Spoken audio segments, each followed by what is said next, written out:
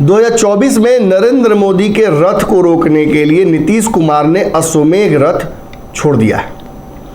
अब इस यज्ञ के दौरान नीतीश कुमार कई चीज़ों की आहुति देंगे।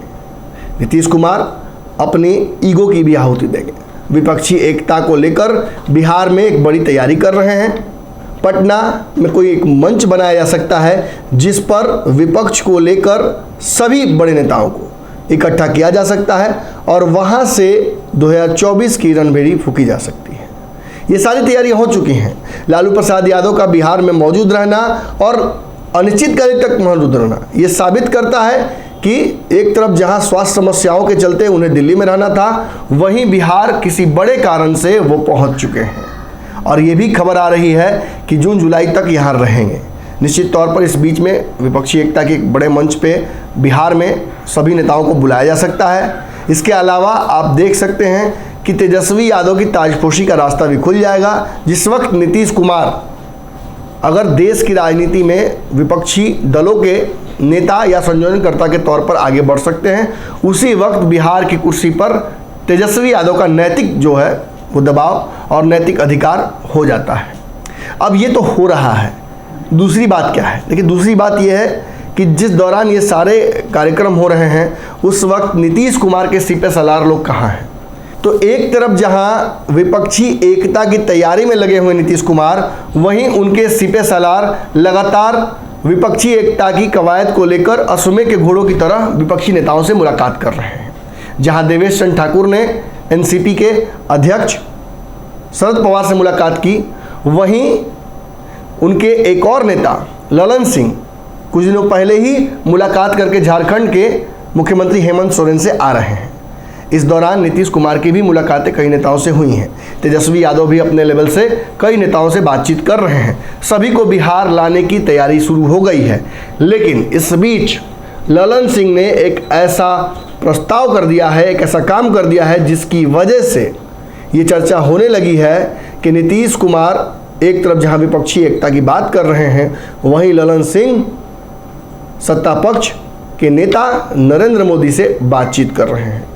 दरअसल ललन सिंह और नरेंद्र मोदी पहले भी मुलाकात कर चुके हैं। एक कार्यक्रम के दौरान जब एनडीए बिहार में एकजुट था, ललन सिंह को लेकर नरेंद्र मोदी ने खुद ही पहल की थी और उन्हें आवाज़ देकर बुलाया भी था। लेकिन इसके तुरंत बाद आपने देखा था कि किस तरीके से बिहार में सरकार गिरी थी। हालांकि नरेंद्र मोदी ने तो एक मंच से नीतीश कुमार को लेकर काफ़ी अच्छी बातें कही थी, काफ़ी बड़ाई भी की थी। समाजवाद का परिचायक बताया था, परिवारवाद का सबसे बड़ा दुश्मन बताया था। ऐसे में नीतीश कुमार और भाजपा के रिश्ते टूटना कहीं ना कहीं अननेचुरल भी लग रहा था। हालांकि ये सब 2020 के चुनाव के बाद ही एक स्क्रिप्टेड हो गया था कि इन दोनों को अलग होना ही है।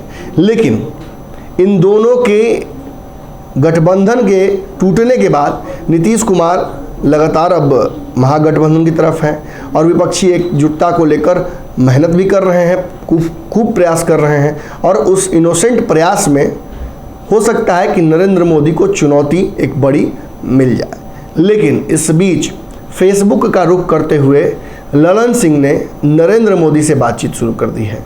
उन्होंने नरेंद्र मोदी को टैग करते हुए एक पोस्ट लिखा है जिसे आपको भी देखना चाहिए। आपकी स्क्रीन पर वो पोस्ट होगा। ललन सिंह लिखते हैं, आदरणीय नरेंद्र मोदी जी, देश के पूर्वोत्तर में मणिपुर जल रहा है और आप कर्नाटक के चुनाव में रोड शो कर रहे हैं।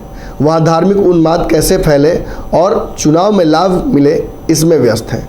मणिपुर की समस्या के निराकरण की बात तो छोड़ दीजिए, आप संवेदना के 2 शब्द भी नहीं बोल रहे हैं। वहाँ देश की सरकार, मणिपुर जल रहा है और आदरणीय प्रधानमंत्री जी कर्नाटक में बंसी बजा रहे हैं।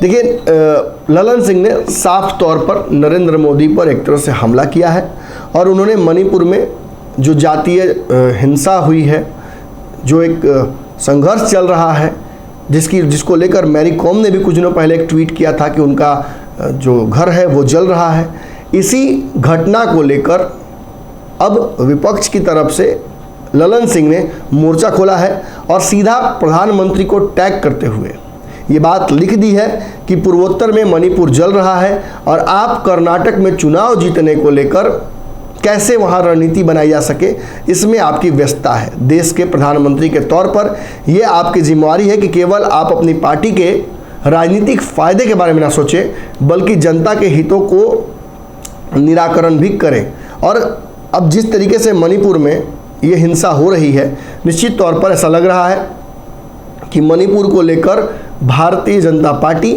प्रधानमंत्री नरेंद्र मोदी बहुत संवेदनशील नहीं है।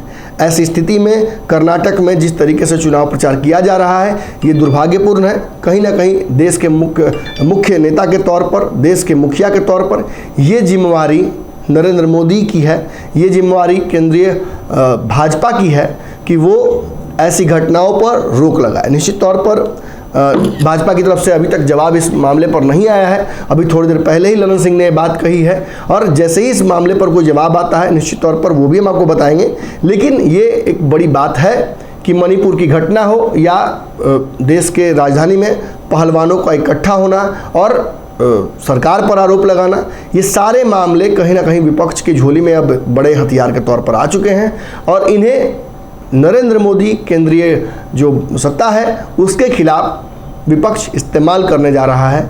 ये कवायद कहाँ तक पहुँचती है, इस पर हमारी नज़र रहेगी। आपकी नज़र भारत लाइव पर होनी चाहिए। अगर ये वीडियो पसंद आई और वह बिहार के राजनीति और बिहारियत से सरोकार रखेनी तो सब्सक्राइब बटन दबा के चैनल के सब्सक्राइब कर ली। ओजे एगो घंटी बा, ओकरा बटन दबा देला से कुल सटीक और मारक खबर रुआ मुफ्त में मिल जाई।